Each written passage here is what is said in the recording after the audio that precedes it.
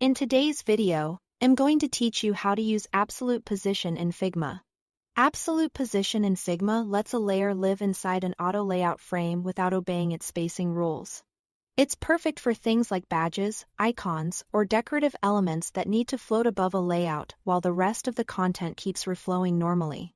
Start by opening Figma and a project file that already contains an auto layout frame. With the file open, choose a text box or any object you'd like to position freely. Drag it into the auto layout frame to watch how the surrounding elements shift to make room.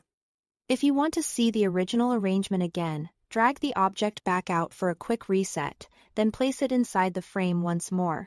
Click to select the specific layer that's currently inside the auto layout frame. In the right sidebar, under the Design panel, look for the Frame or Position section. Here you'll find the control that switches the layer to absolute positioning. Click the Ignore Auto Layout icon. It looks like a small square or target.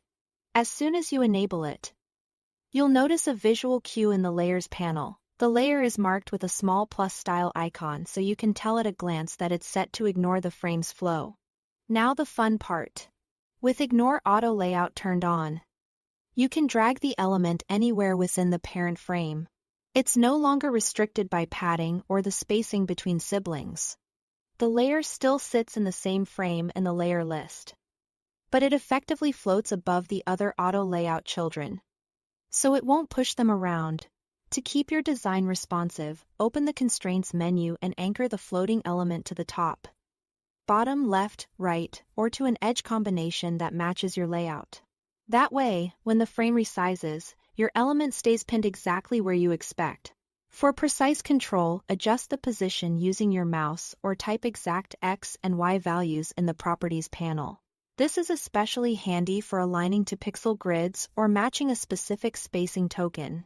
That's all to it. Thanks for watching.